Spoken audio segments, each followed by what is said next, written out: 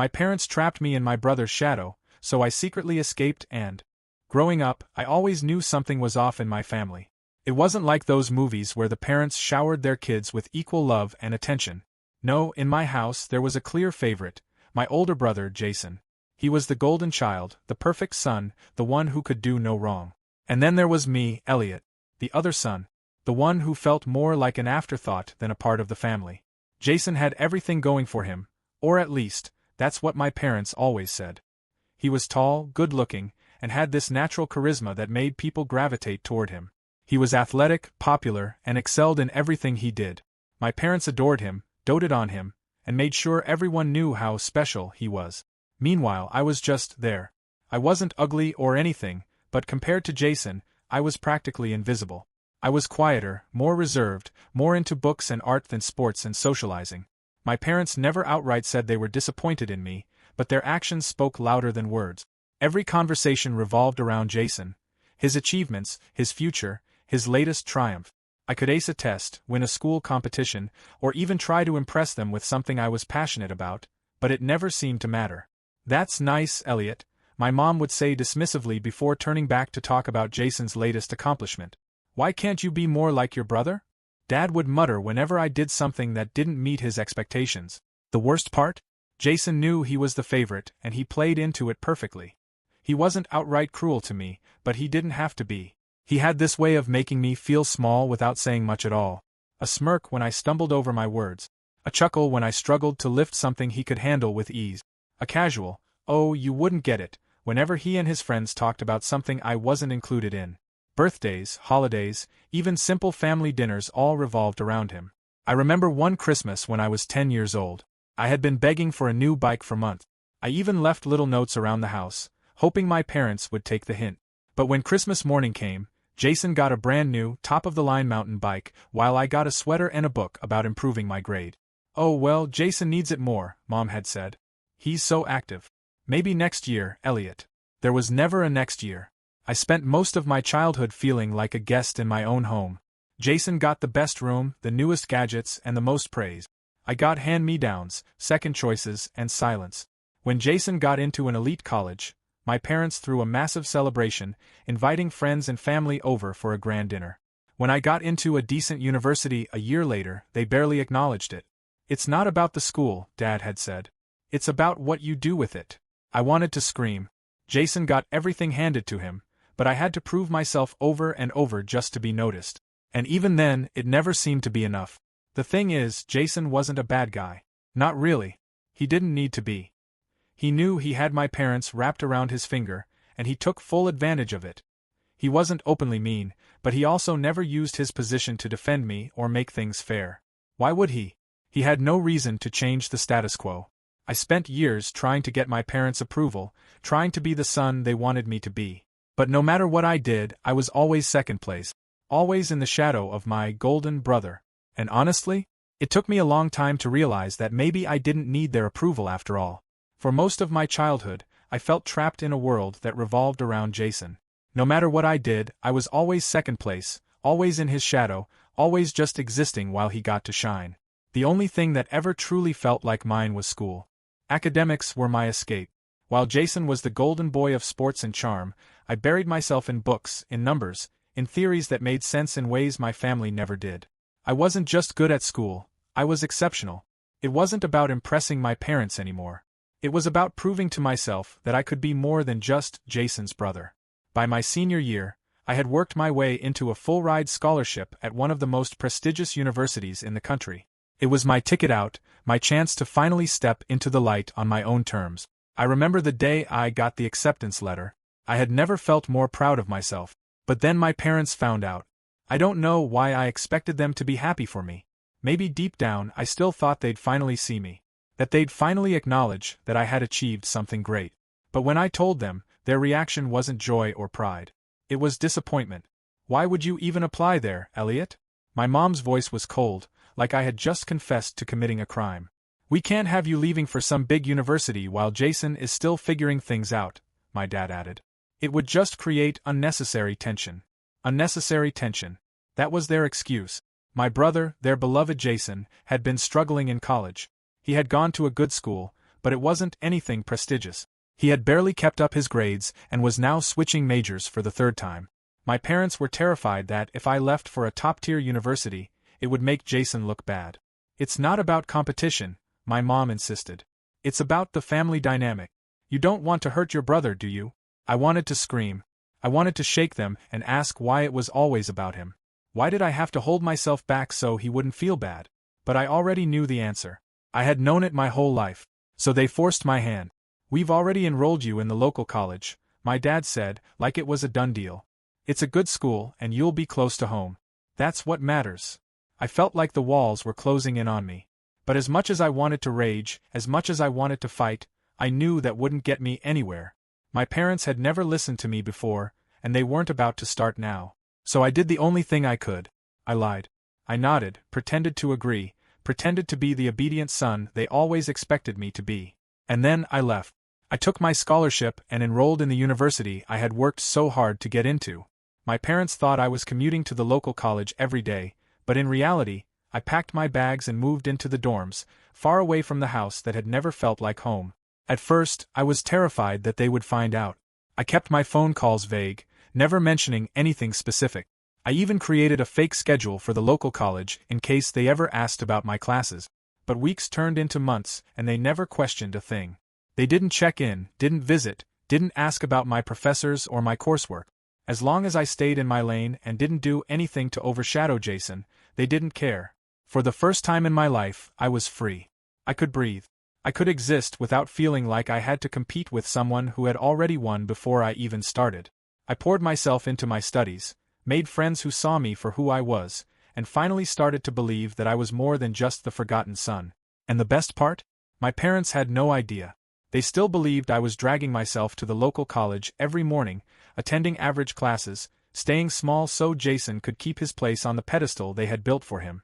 But I was out there building my own life, one they had no control over. And honestly, it felt incredible. But secrets like this don't stay buried forever. And when the truth finally came out, everything exploded. Living a double life wasn't easy, but it was the only way I could escape the suffocating grip of my parents' expectations. While they believed I was dragging myself through classes at the local college they had forced on me, I was actually thriving at one of the top universities in the country. The freedom was intoxicating, and for the first time, I was living for myself instead of for Jason's fragile ego. I wasn't just getting by, I was excelling. I had a clear goal in mind, and without the constant weight of my parents' disapproval, I could finally focus. I overloaded on coursework, pushed myself harder than I ever had, and before I knew it, I was flying through my degree at an accelerated pace. While most students were figuring out their majors by sophomore year, I was already preparing for graduation. 3 years. That's all it took. I walked across the stage with my diploma in hand, not a single member of my family in the audience. They didn't even know I was graduating. As far as they were concerned, I was still just another nameless face at the local college, struggling to keep up with the mediocrity they had chosen for me. And I kept it that way. After graduation, I landed a high-paying job straight out of school. Not just high-paying, life-changing. My starting salary was over $350,000 a year. At 21, I was making more than my parents had ever dreamed of. I had more money than I knew what to do with, my own place in a high-rise downtown, and a future that was entirely mine. No more living in Jason's shadow. No more feeling like I was an afterthought in my own family. The irony? My parents were still sending me money. They had never cared enough to check on my grades or my progress, but they still wanted to maintain the illusion that they were supporting me. Every month, a small deposit would land in my account, a token sum to remind me that they still saw me as the weak, dependent son who needed their help. I never touched it. I didn't need it. I was making more in a month than they probably made in half a year. I let the money sit in a separate account, untouched and unnoticed, a quiet reminder of just how little they actually knew about me. I wasn't bitter, not anymore. I had moved beyond that. I had built a life for myself, one that had nothing to do with their approval or validation. My success wasn't for them. It was for me. But the truth has a way of coming out, and when they finally realized who I had become without them, their reaction was exactly what I expected. For years, I had lived in quiet freedom, building a life my parents had no idea about. I had graduated 3 years early, landed a high-paying job, and was making more money than I had ever thought possible. Meanwhile, my parents still believed I was struggling through classes at a mediocre local college, dependent on the small allowances they sent me each month. I had no intention of correcting them. The less they knew, the better. Then one day my father called. I knew something was off immediately because he never called me unless he needed something. It was always my mother who handled the small talk, the routine check-ins, the passive-aggressive comments about how I should be grateful for everything they had done for me. My father only got involved when he wanted to lay down the law. I answered out of curiosity, not out of any sense of obligation. "Elliot," he said, his tone as sharp as ever, "your brother is getting married." I sat back in my chair, staring out at the city skyline from my apartment. I knew Jason had been in a long-term relationship, but I hadn't heard a word about a wedding until now. Not surprising, considering how distant I had become from my family. "Okay," I said simply. "You need to be there," he continued, ignoring my lack of enthusiasm. "This is important for the family." I could already hear the unspoken expectation in his voice. This wasn't a request, it was a demand. My attendance wasn't about celebrating Jason's happiness. It was about keeping up appearances, about playing the role of the supportive younger brother so Jason's perfect image remained intact. "I'm not going," I said, making my decision without hesitation. There was silence on the other end of the line, followed by a sharp inhale. "Elliot," my father said slowly, the warning clear in his tone, "you don't have a choice in this. Your brother wants his family there. You will be there." I said no, I repeated, feeling a strange sense of satisfaction in finally standing my ground. "Listen to me," he snapped. "I'm not going to argue about this. If you refuse to show up, I will stop paying for your education. Do you understand me?" I almost laughed. I could picture him sitting in his office, fully expecting me to cave the way I always had. He had no idea how little power he actually had over me. "Go ahead," I said. There was a pause. "What did you just say?" "Stop sending the money," I clarified. "I don't need it. I never did." The silence that followed was different this time. He wasn't just angry, he was confused. I had never talked back like this before, never directly challenged him. "What the hell are you talking about?" he demanded. I took a slow breath, leaning back in my chair. "Dad, I haven't been going to that local college for years. I took my scholarship, graduated early, and I've been working a high-paying job ever since." "The money you've been sending me?" "I haven't touched a single cent of it." I let the words sink in, let the weight of the truth settle between us. "You're lying," he said, but there was doubt creeping into his voice. "I'm not," I said. "I make more money than you do. I have my own place, my own life. I don't need you or Mom to support me, and I don't need to show up at Jason's wedding just to make you feel better." He didn't respond right away. I imagined him sitting there, realizing just how little he actually knew about me. "You think you're better than us now?" he finally asked, his voice low with restrained fury. "No," I said calmly. "I think I'm free." I could hear him breathing heavily on the other end, trying to find the right words to regain control of the conversation. But for the first time in my life, there was nothing he could hold over me. "You're going to regret this," he said finally, his voice cold. "Maybe," I said.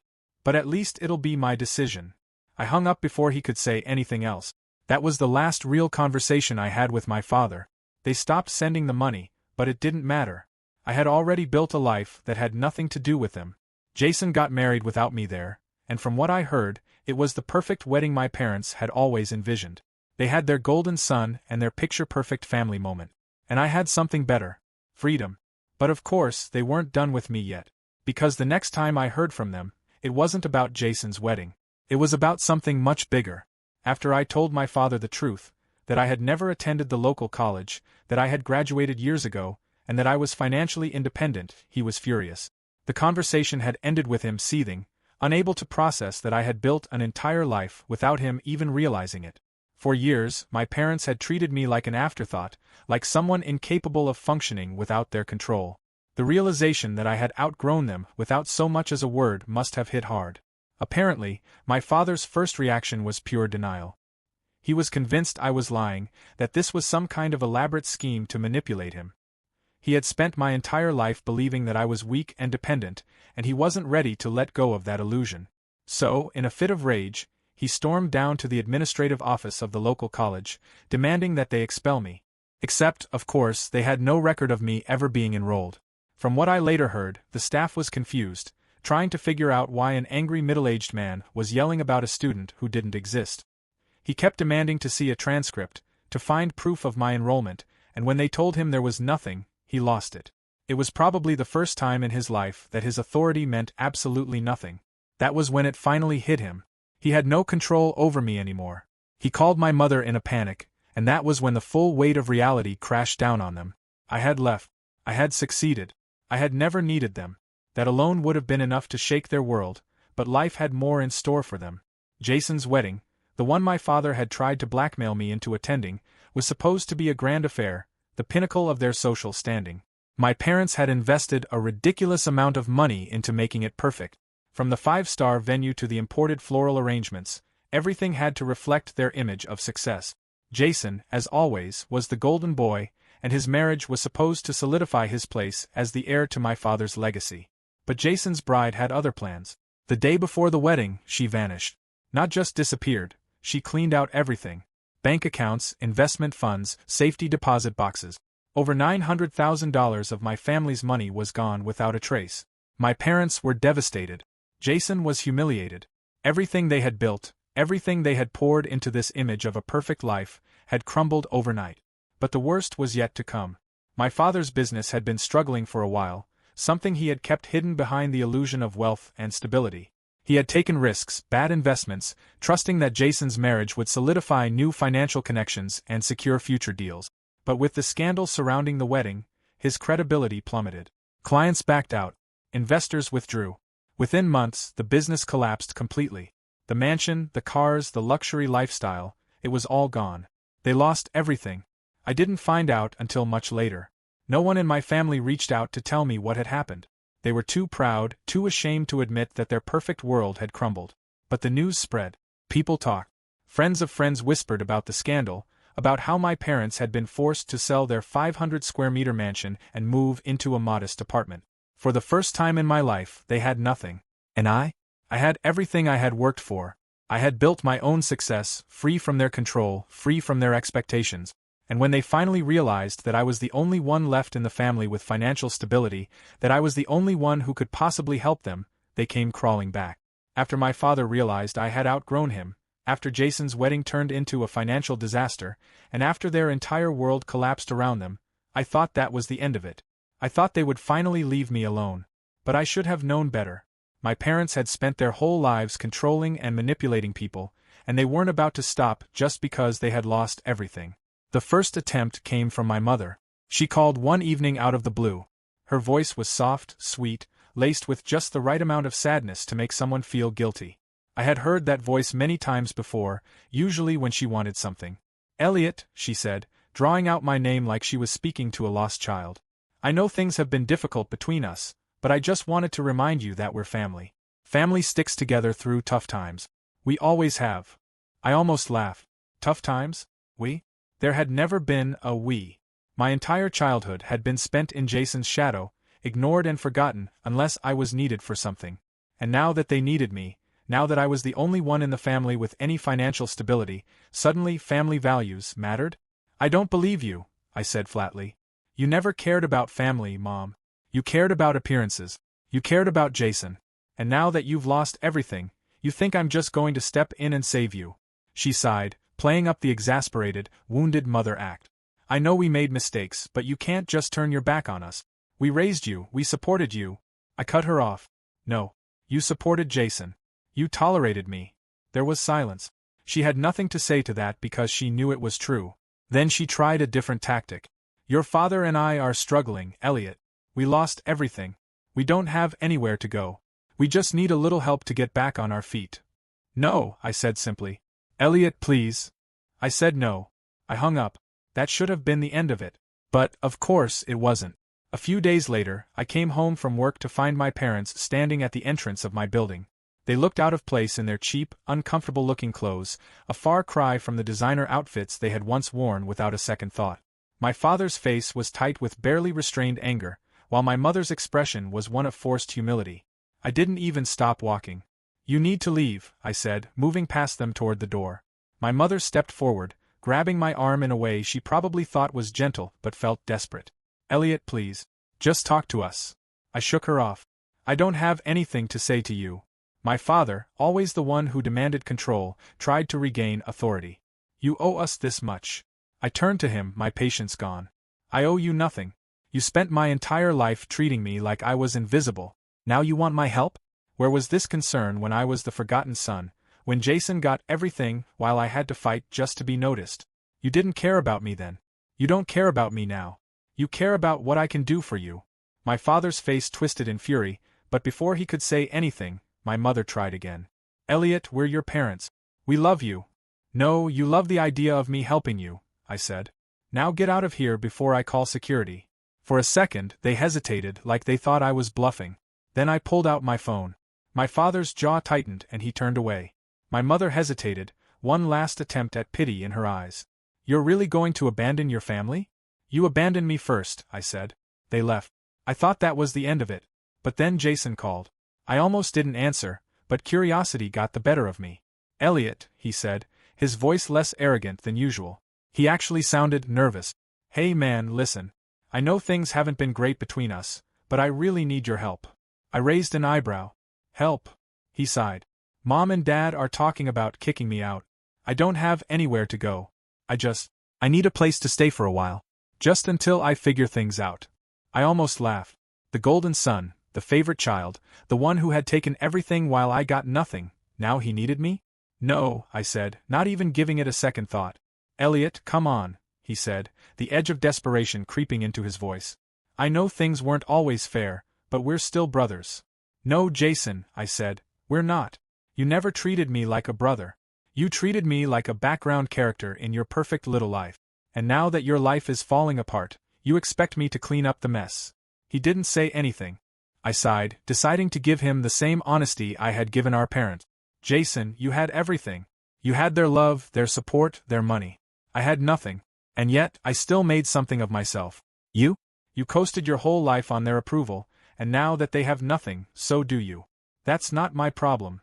Elliot, please, he said, and for the first time in my life, Jason actually sounded like he needed me. But I didn't need him. Good luck, Jason, I said, then hung up. That was the last time I heard from any of them. Maybe they thought I would come around eventually, that I would feel guilty and let them back into my life. But I never did. I had spent my whole life being the afterthought, the overlooked one, the son they never truly cared about. And now, after I sent my parents away from my home and shut Jason down for good, I expected more attempts to manipulate me.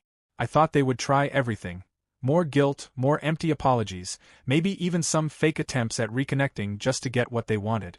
But as time passed, the calls stopped. The messages disappeared. The desperation that had driven them to my doorstep eventually faded into silence. At first, the quiet felt unnatural. I had spent my whole life fighting for their attention, then running from it, then cutting it off completely. Now there was nothing. No more forced family obligations. No more feeling like I was an afterthought in my own home. No more pretending that they loved me when all they had ever cared about was Jason and their own selfish need. I had won. I had freed myself from them. But I won't lie, there were nights when I lay in bed staring at the ceiling, wondering what it would have been like to have a real family. Not the family I had, but the kind I had seen in other people's lives. The kind that showed up for each other, that cheered each other on, that actually cared. I grieved for the version of my life that never existed, the one where I had parents who loved me unconditionally instead of ones who saw me as a backup plan. But grief is different from regret. I never regretted walking away. I knew that if I ever let them back in, nothing would change. They wouldn't appreciate me. They wouldn't suddenly see me as their equal. They wouldn't love me the way I had always wanted them to. They would only use me. My money, my success, my stability, it was all they saw now. And as soon as I stopped being useful, they would discard me just like they had done my entire life. So I stayed away. I built a new life, one where I surrounded myself with people who genuinely cared about me, not because they wanted something, but because they valued who I was. I created my own version of family with friends, colleagues, and the people who had been there for me when my own blood had turned their back. I still think about them sometimes. I wonder where they are, what they're doing, if they ever realize what they lost. Maybe they do. Maybe they don't. Either way, it doesn't change a thing. I am never going back. They had their chance, and they threw it away. Now I live for myself, and that's the best decision I ever made.